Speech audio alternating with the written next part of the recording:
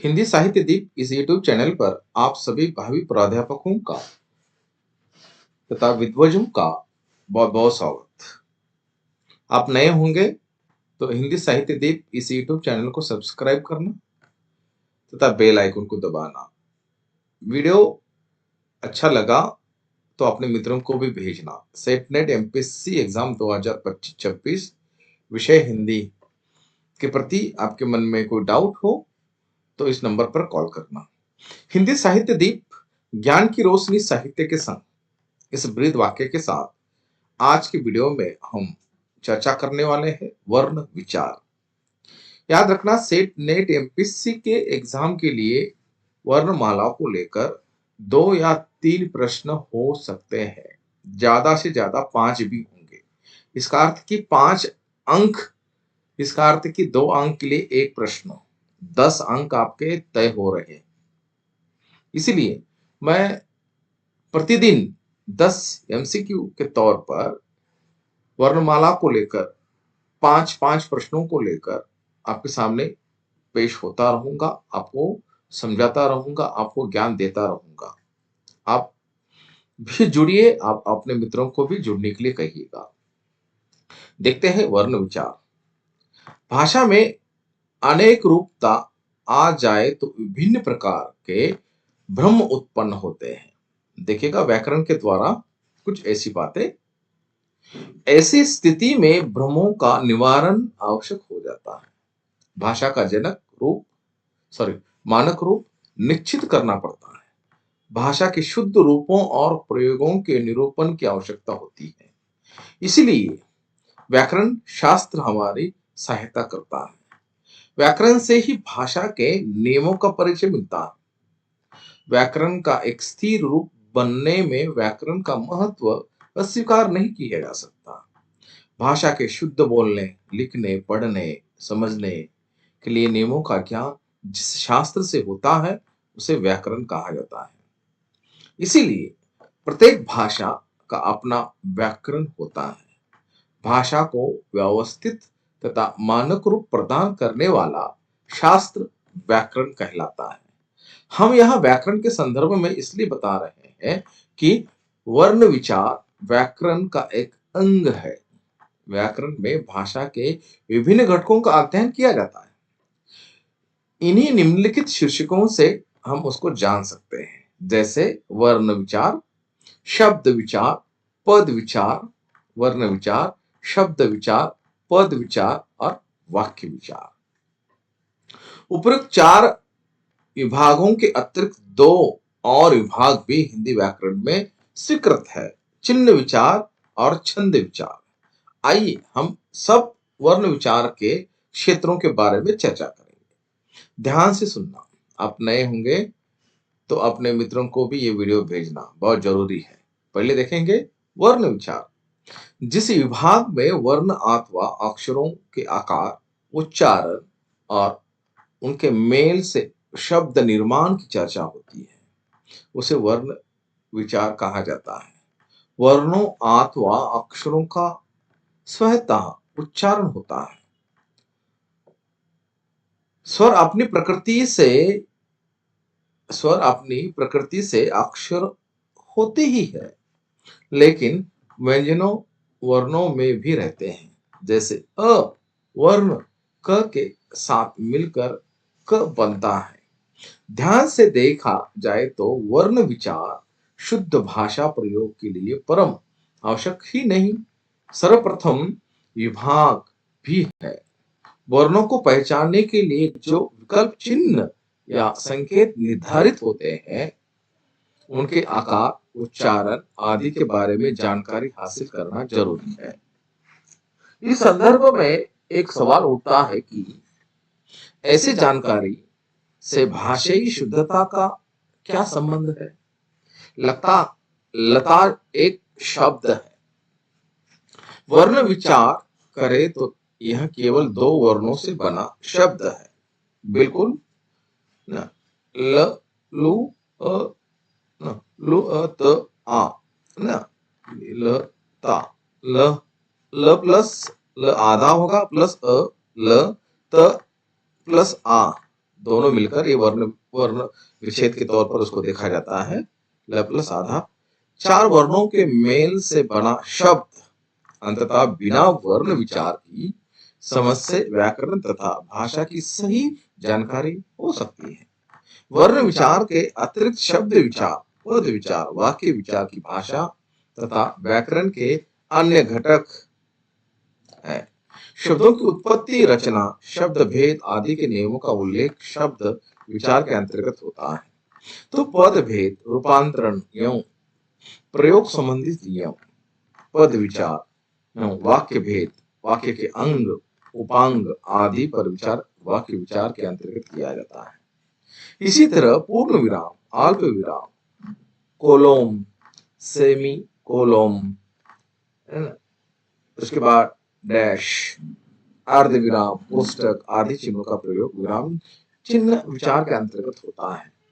छंद विचार में छंद के नियम आदि मालूम होते हैं, लेकिन इसका संबंध केवल पद से है।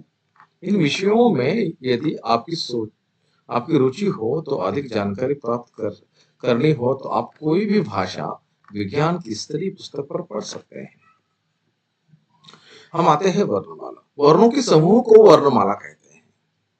वर्णमाला जो है वर्ण के समूह को कहा जाता है। वर्णमाला के दो प्रकार है, देखिएगा। स्वर, पहले आएगा स्वर, क्या आएगा? स्वर। और दूसरा आएगा व्यंजन, दूसरा आएगा व्यंजन। व्यंजन, ठीक है। ये दो रूप जो है वर्णमाला के हमें दिखाई देते हैं। वर्ण और माला। वर्ण की एक माला बनाना। अकेला फूल होगा तो उसका महत्व होगा, लेकिन उतना नहीं होगा जितना माला में जब फूल आता है उसका अधिक महत्व। याद रखिएगा, माला बन जाती है। वैसे ही वर्णों के समूहों को वर्णमाला कहते हैं। प्रत्येक भाषा में सारे वर्णों के क्रमबद्ध समूह होते हैं। हिंदी में भी वर्णों अथवा अक्षरों के समूह क्रमबद्ध रूप से पाए जाते हैं। हिंदी वर्णमाला का मानक रूप निम्नलिखित है। जैसे स्वर, आप मुझे कमेंट में बता सकते हैं स्वर कितने हैं।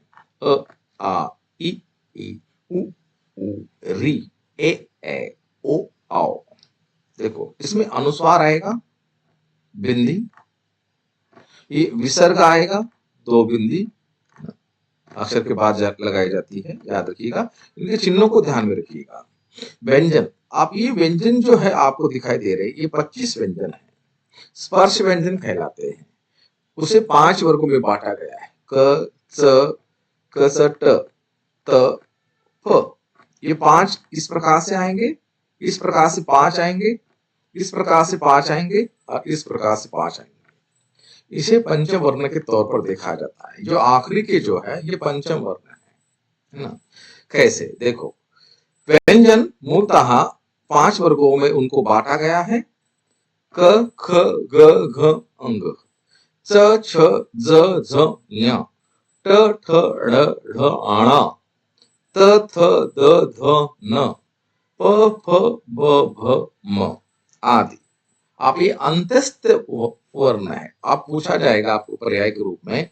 पंचवर्ण भी पूछा जा सकता है और अंत्यस्थ वर्ण भी पूछा जा सकता है। याद रखना, ऐसे प्रश्न सेट नेट एमपीसी के लिए तो अधिक तौर पर आएंगे। अंतस्थ वर्ण य, र, ल, व, य, र, ल, व। उष्ण व्यंजन, यानी कि आप इसे बोलते समय आपके मुंह को आप हाथ लगाकर देख सकते हैं। श, श, स और ह। इसको बोलते समय मुंह को हाथ लगाकर उष्ण यानी कि हवा जो है हमारे मुंह से गर्म निकलती है। संयुक्त व्यंजन, ये 2 व्यंजनों से बनते हैं। क्ष, त्र, ज्ञ और स्र। अब देखो, ये 4 व्यंजन जो है मूलतः संयुक्त व्यंजन है, लेकिन 2 व्यंजनों से बनते हैं। लेकिन इसका मैं दूसरा एक संदर्भ दे रहा हूं कि ये व्यंजन जिस शब्द में होते हैं, ये व्यंजन जो है जिस शब्द में होते हैं, आमतौर पर वह शब्द जो है तत्सम शब्द कहलाता है। कौन सा शब्द? तत्सम शब्द। तत्सम शब्द किसे कहा जाता है? जो संस्कृत भाषा से आया हुआ जैसे कि वैसे शब्द हो, उसे तत्सम कहा जाएगा। तो उसका रूपांतरण आम बोलचाल के रूप में कब होगा? जब वह रूप बदलकर सामने आता हो, उसे तद्भव कहा जाएगा। याद रखिएगा। आगत वर्ण औ, ज और फ, विशेष व्यंजन ण, ड़ और ढ़, नीचे बिंदी यानी कि नुक्ता लगा हुआ है, याद रखिएगा। आप इसी को लेकर जो है कुछ प्रश्न आपके सामने परीक्षा की दृष्टि से इस प्रकार से हो सकते हैं। इसके आगे के यानी कि वर्णमाला यहाँ तक खत्म नहीं हुई है। वर्णमाला का ये भाग 1 है। आगे हम दूसरा भाग तुरंत आपके सामने मैं अगला वीडियो ले आऊंगा। स्तंभ 1 व्याकरण के विभाग, स्तंभ बी उसकी परिभाषा, विषय वस्तु से सुमिलित कीजिए। हो सकता है ऐसे प्रश्न आ सकते हैं। स्तंभ 1 विभाग, स्तंभ बी विवरण। वर्ण विचार, शब्द विचार, पद विचार और विराम चिन्ह विचार। विकल्प क्रमांक जो है इसका मूल रूप से 1 सही है। एक का होगा वर्ण विचार, वर्णों के आकार, उच्चारण एवं शब्द निर्माण करना। नंबर 2 का होगा शब्द विचार, शब्दों की उत्पत्ति, रचना एवं भेद निर्माण करना। पद विचार है ना, पद जो है पदों के भेदों का रूपांतरण एवं प्रयोग करना। और चिन्ह विचार, पूर्ण विराम, अल्प विराम आदि का प्रयोग करना है ना। विराम चिन्ह को लेकर मेरा एक वीडियो है मेरे यूट्यूब पर, याद रखिएगा। पूरे 13-14 विराम चिन्ह जो है इसका विश्लेषण उसमें किया गया है। उसकी व्याख्या, वर्ण विचार, वर्णों के आकार, उच्चारण और उसके मेल से शब्द निर्माण का अध्ययन पाठ में स्पष्ट किया गया है। शब्द विचार, शब्दों की उत्पत्ति, रचना, भेद का अध्ययन पाठ के अनुसार शब्दों की उत्पत्ति, रचना, भेद आदि के नियमों का उल्लेख स्पष्ट रूप से हमें दिखाई देता है। पदों के भेद, रूपांतरण, प्रयोग संबंधी नियम ना उसका उल्लेख है। विराम चिन्ह चिन्हों जैसे पूर्ण विराम, अल्प विराम का प्रयोग पाठ के अंतर्गत में चिन्ह के तौर पर किया जाता है। आप ये देखो, ये कौन सा चिन्ह है मुझे कमेंट्स में बता सकते हैं विराम चिन्ह के अंतर्गत। और ये सिंगल लगाया जाएगा और डबल लगाया जाएगा, तो उसका प्रयोग कैसे किया जाता है, क्यों किया जाता है, इसका भी संदर्भ मुझे आप कमेंट्स में बता सकते हैं। निम्नलिखित में से कौन सा वर्ण हिंदी वर्णमाला स्वर वर्ग में असंगत है, जो नहीं है ना? सी असंगत है, अ है, री है और औ है। ये अनुस्वार है। अनुस्वार जो है मूलतः 11 स्वर के रूप में आते हैं, लेकिन 12 और 13 अंग और अह ये 2 स्वर जो है उसे अयोगा भी कहा जाएगा, ये उसमें नहीं होते हैं, याद रखिएगा, है ना। वर्णमाला के स्वरों की सूची दी गई है, इसके अंतर्गत जो है अंग और अह नहीं है। अंग के अनुस्वार के रूप में अगला श्रेणी में इसको रखा जाता है, ये स्वर नहीं है, अंततः वह स्वर वर्ग में असंगत है। अन्य सभी विकल्प जो है मानक हिंदी स्वर के रूप में आते हैं।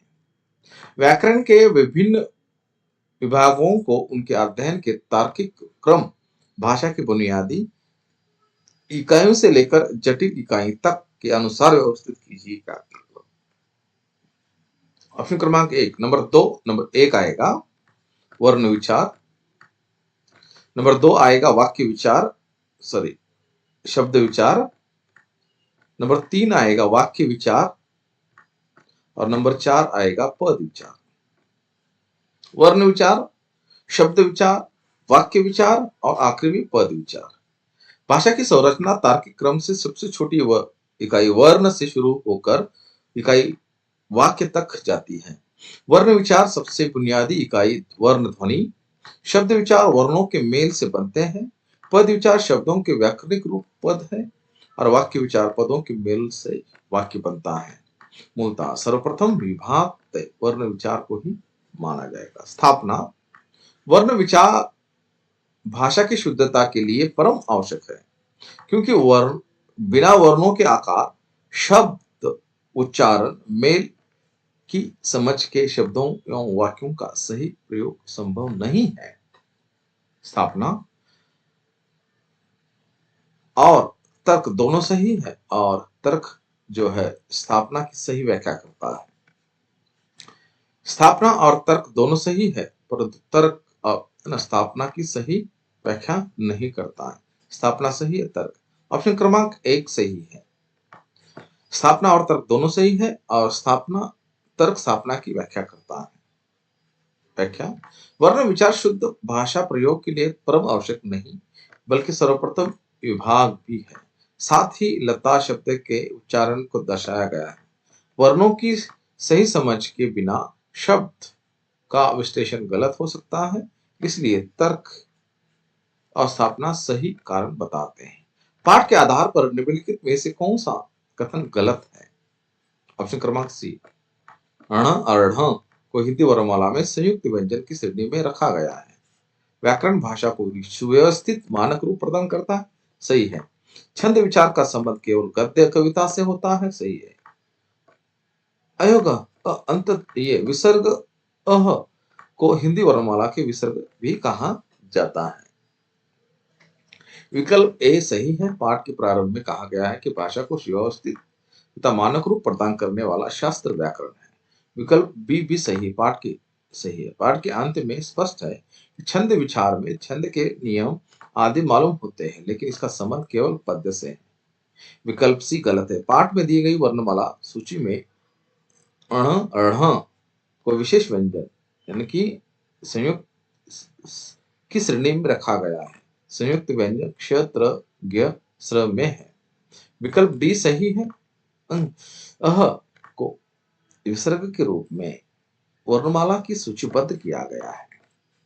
आशा है मेरा ये वीडियो आपको अच्छा लगा होगा और वर्णमाला के बारे में बहुत सारी जानकारी आपको मिली होगी। आपको वीडियो अच्छा लगा तो अपने मित्रों को भी भेज देना। बहुत बहुत आभार। दूसरा वीडियो आपके सामने वर्णमाला 2 भाग दूसरा तुरंत ही लेके आऊंगा। तब तक के लिए बहुत बहुत आभार।